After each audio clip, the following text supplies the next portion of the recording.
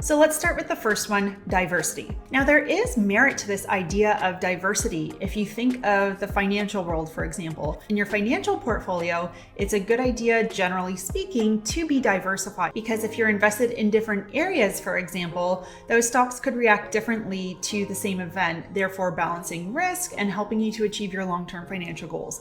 This, of course, is not financial advice, but it is an analogy to say that while in the financial world, diversity is a good thing, it is generally a good principle to abide by. So while it's true that the principle of diversity is good, the government's definition of diversity is only skin deep, which of course is very superficial. According to the government's Employment Equity Act, there are 4 designated groups recognized under the act. First, women, then Aboriginal peoples, persons with disabilities, and also visible minorities. So as the theory goes, the government thinks that these groups are discriminated against, and they come up with affirmative action policies and programs to try to redress that discrimination. One example of such policies, of course, would be gender balancing the cabinet. So as just a quick explainer for those who might not be familiar, in Canada, the Prime Minister actually chooses his or her own cabinet. So he or she will assign ministers to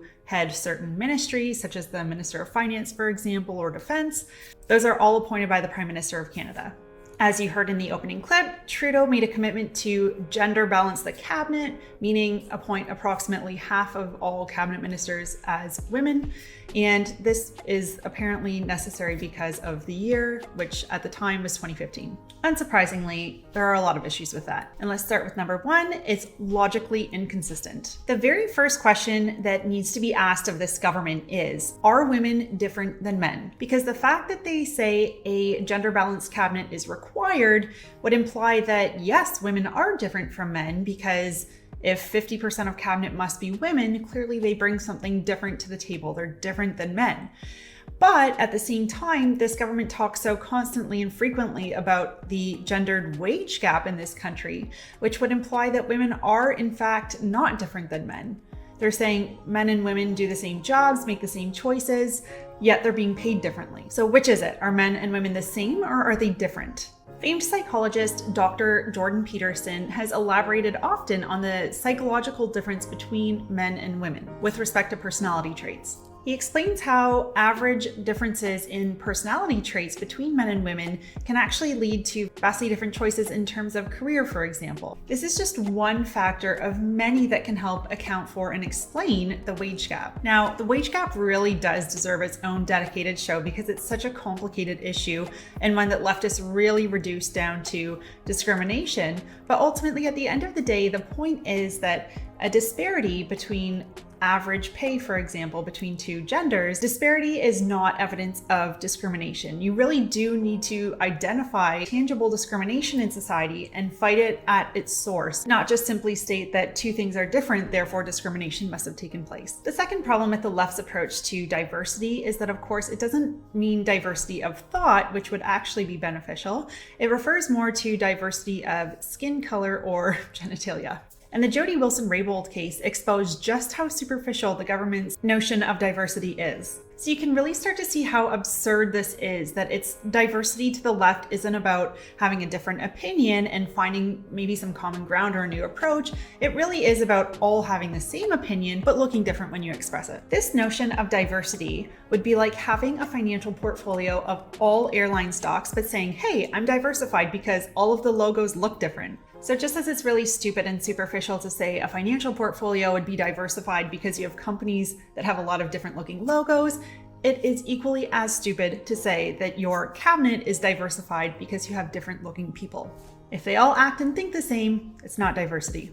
Another problem with this superficial form of diversity is that it doesn't actually fix the root causes. If you're going to have a gender balanced cabinet, you're going to put 50% women in cabinet positions and 50% men. That does nothing for women facing actual discrimination. Now, this is a funny one because this is where the left actually starts to believe in trickle down. Of course, they always criticize that argument on the right side of the aisle, but they say, no, there will be trickle down effects. If you have female cabinet ministers, their policies and lived experience will somehow translate and trickle down to women actually facing discrimination because they'll change policies, etc., etc. etc. But again, this kind of diversity is not about diversity of thought. As we saw with Jody Wilson-Raybould, you're really not allowed to disagree. And the issue with fighting systemic discrimination is that it's unclear how to actually tackle that when it's this nebulous concept.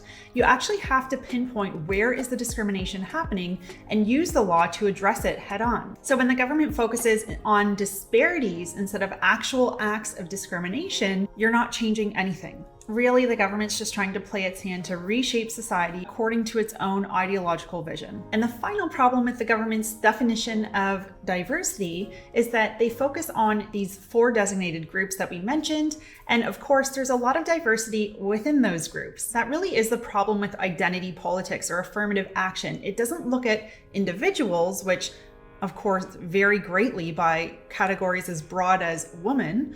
There are a lot of advantaged women in our society and some disadvantaged women. So it really is problematic that the government talks about diversity when it's not talking about individuals, it talks about their group identity. And in reality, it's some of the most privileged within these 4 designated categories that the government has called disadvantaged that are best poised to take advantage of the affirmative action policies of the government, since these policies are being targeted based on group identity, not on the basis of being disadvantaged. And ultimately, it's really problematic to treat members of a broad group as all the same, because actually they're quite different. All right, so that's the issue with the government's take on quote unquote diversity.